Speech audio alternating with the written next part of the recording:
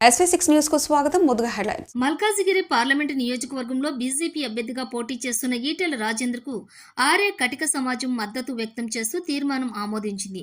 ఆర్య కటిక సంఘం రాష్ట్ర అధ్యక్షులు ఈశ్వర్ చౌదరి మాట్లాడుతూ పార్లమెంటు నియోజకవర్గం పరిధిలో ఉన్న అసెంబ్లీ నియోజకవర్గంలో సమావేశాలను ఏర్పాటు చేసుకుని మద్దతు ఇవ్వాలని తీర్మానించడం జరిగిందని ఆయన వెల్లడించారు. ఈటెల రాజేందర్ బీసీ కులానికి చెందినవాడని, అణగారిన వర్గాలకు, వెనుకబడిన వర్గాలకు చేతనిస్తూ ప్రజా సంక్షేమం కోరే వ్యక్తి అని, అలాంటి వ్యక్తికి వెన్నంటి ఉండి తమ కులస్తులతో పాటు తమకు తెలిసిన వారందరితో ఓట్లు వేయించి అత్యధిక మెజారిటీతో గెలిపిస్తామని ఆయన వెల్లడించారు. ఈ మేరకు ఈటెల రాజేందర్ కు ఓటు వేయాలని తీర్మానాన్ని ఆమోదం చేసినట్లుగా ఈ విషయాన్ని రాజేందర్ దృష్టిలో ఉంచామని, అందుకు సానుకూలంగా ఈయన స్పందించారని తెలిపారు. ఆయన గత ప్రభుత్వంలో రాష్ట్ర మంత్రిగా ఉన్నప్పుడు తమ కులస్తులకు ఎంతో న్యాయం చేశారని ఆయన పేర్కొన్నారు.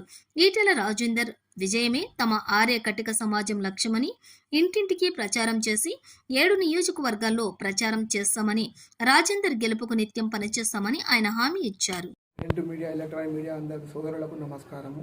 నా పేరు కళ్యాణ్ గారు ఈశ్వర్ చౌదరి. నేను ఆర్య కటిక సేవా సమితి రాష్ట్ర అధ్యక్షుడిని. అయితే ఈరోజు సమావేశంలో ఏంటంటే మన బీజేపీ అభ్యర్థి అయిన ఈటెల రాజేందర్ గారు గెలిపించాలని అందరం కుల సభ్యులు అందరం కలిసి కూర్చొని నిర్ణయం తీసుకున్నాము.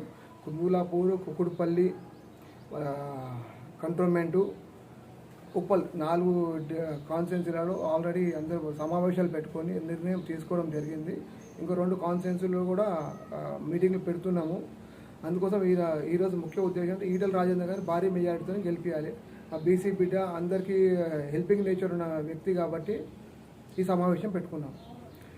మల్కాజ్గిరి పార్లమెంట్లో 18,000 మంది ఓటర్స్ ఉన్నారు. అందరితో ఇప్పుడు 4 కాన్స్టిట్యున్సీలలో అందరితో కూర్చొని మీటింగ్ పెట్టుకున్నాము. ఏకగ్రీవ తీర్మానం చేశారు అందరు కలిసి. అంటే నా ఒక్క నిర్ణయం కాదు, కుల సభ్యులు అందరిది నిర్ణయం అనమాట. ఆయన పార్లమెంటు సభ్యునిగా రేపు గెలిస్తే మీ సమస్యలు ఏమన్నా ఆయన దృష్టికి తీసుకుపోయేది ఉంటుందా? తప్పకుండా. గతంలో హెల్త్ మినిస్టర్ ఉన్నప్పుడు కూడా చేశారు, ఇప్పుడు కూడా చేస్తారని ఒక నమ్మకంతోనే నిర్ణయం తీసుకున్నాం. ఈ విషయాన్ని దృష్టికి తెచ్చారన్నారు. ఆల్రెడీ మాట్లాడాము.